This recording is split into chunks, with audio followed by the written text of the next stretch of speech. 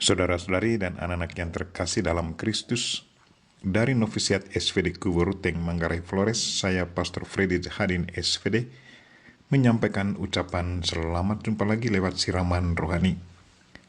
Hari ini Rabu, 3 Maret 2021, Injil hari ini diambil dari Matius, bab 20, ayat 17-28. Kita diingatkan bahwa pelayan Kristus harus selalu siap memikul salib demi Kristus. Marilah kita berdoa memohon penerangan Roh Kudus. Dalam nama Bapa dan Putra dan Roh Kudus. Amin. Tuhan dan Allah kami, puji dan syukur kami haturkan kepadamu karena Engkau selalu mengingatkan kami, supaya selalu teguh dalam iman dan siap menghadapi tantangan dalam hidup demi Kristus. Kami berdoa semoga Tuhan selalu menguatkan iman kami, agar kami selalu berani menghadapi situasi yang menantang kehidupan iman kami akan Kristus. Tuhan, utuslah Roh Kudus-Mu, terangilah pikiran dan hati kami, agar sabda-Mu yang akan kami dengar dapat kami pahami dengan baik, dan isi pesan-Mu dapat kami hayati dan amalkan dalam hidup harian kami. Doa ini kami sampaikan dengan perantaran Kristus Tuhan kami. Amin. Tuhan sertamu dan sertamu juga. Inilah Injil Yesus Kristus menurut Matius, bab 20, ayat 17-28. Dimuliakanlah Tuhan. Pada waktu Yesus akan pergi ke Yerusalem, Ia memanggil ke-12 muridnya tersendiri dan berkata kepada mereka, "Sekarang kita pergi ke Yerusalem, dan Anak Manusia akan diserahkan kepada imam-imam, kepala dan ahli-ahli Taurat. Dan mereka akan menjatuhi dia hukuman mati. Mereka akan menyerahkan dia kepada bangsa-bangsa yang tidak mengenal Allah, supaya ia diolok-olok, disesah, dan disalibkan. Tetapi pada hari ketiga ia akan dibangkitkan." Maka datanglah ibu anak-anak Zebedeus beserta anak-anaknya kepada Yesus, lalu sujud di hadapannya untuk meminta sesuatu kepadanya. Kata Yesus, "Apa yang kau kehendaki?" Jawab ibunya, ibu itu, "Berilah perintah supaya kedua anakku ini kelak boleh duduk di dalam kerajaanmu, yang seorang di sebelah kananmu dan yang seorang lagi di sebelah kirimu."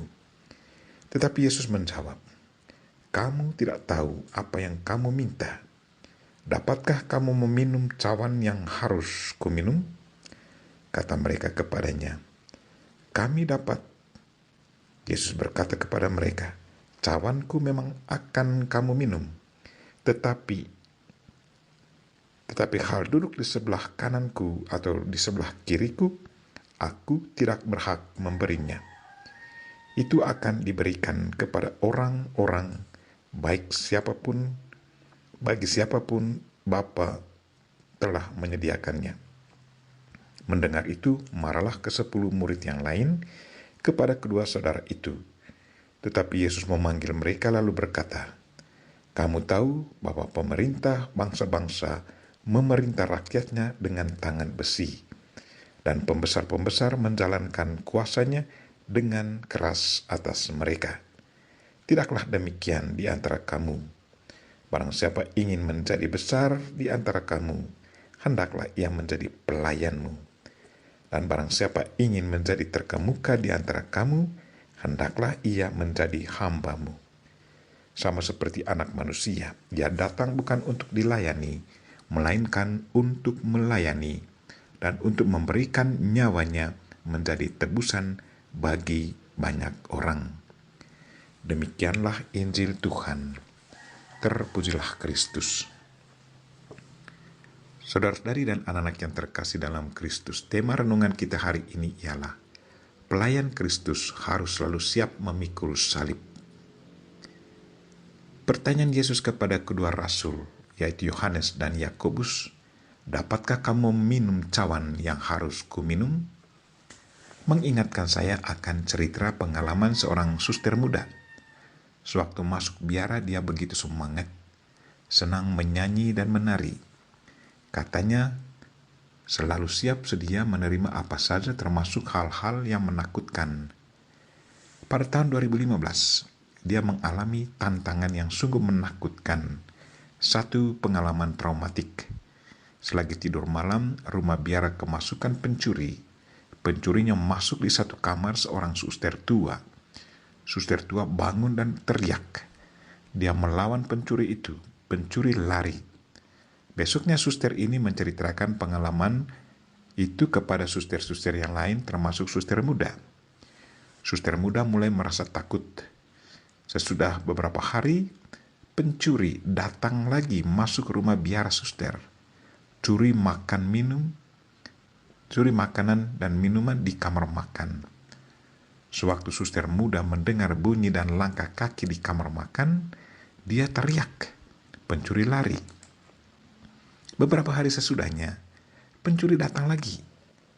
Karena takut, suster muda tidak tahan lagi. Dia pergi ke suster pemimpin dan ceritakan semua apa yang terjadi. Suster pemimpin meminta dia tinggal saja di rumah induk.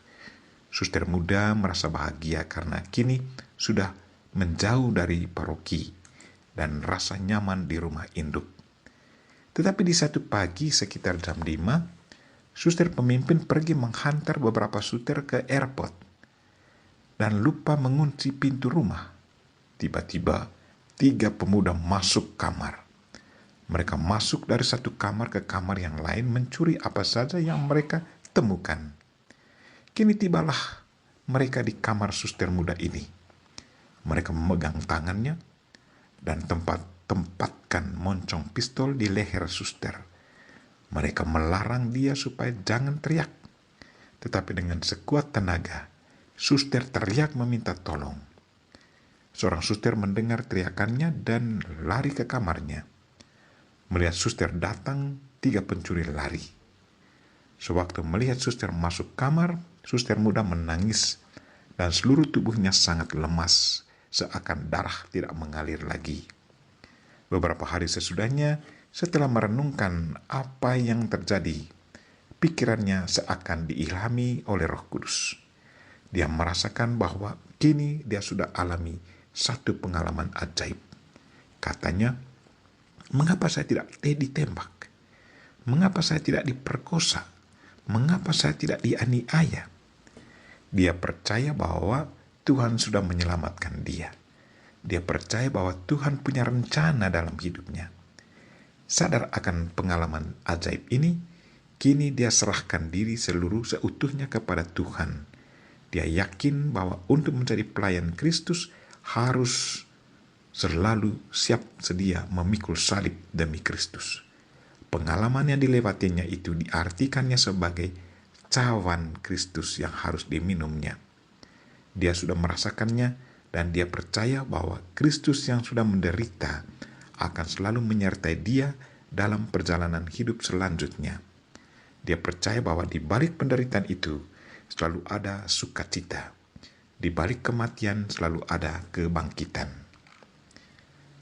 Bagaimana kalau pengalaman pahit itu terjadi ke atas kita? Apakah kita sanggup menghadapinya dan tetap berpegang teguh pada Tuhan yang kita imani?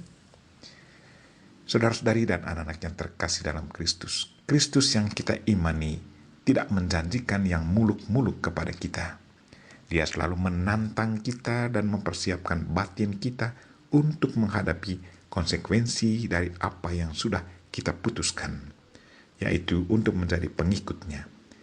Kita juga bersyukur karena selain dia menantang kita, dia juga sudah menjanjikan kita bahwa dia akan selalu menyertai kita sampai akhir zaman. Dia juga sudah mengirim kepada kita penolong yang selalu dengan setia mendampingi kita, sehingga kita tidak sendirian dalam perjalanan menuju rumah Bapa. Dia adalah Roh Kudus. Marilah saudara-saudari dan anak-anak yang terkasih, kita semua sudah dipanggil untuk mengikuti Kristus sesuai dengan rencananya. Menjadi pengikut dan pelayan Kristus berarti siap sedia memikul salib demi Kristus. Kita berdoa semoga Tuhan selalu menguatkan iman kita dan memberanikan kita untuk selalu siap menghadapi situasi yang sangat menantang kita. Kita memohon Bunda Maria untuk mendoakan kita. Amin. Marilah kita mohon berkat Tuhan. Tuhan sertamu dan sertamu juga. Semoga saudara sekalian dan mereka-mereka yang kita doakan pada hari ini, secara khusus mereka-mereka yang lagi sakit dan mengalami kesulitan, tantangan dalam melayani Kristus dan sesama, dan segala aktivitas kita hari ini dilindungi, dibimbing, dan diberkati oleh Allah yang Maha Kuasa, Bapa dan Putra dan Roh Kudus. Amin.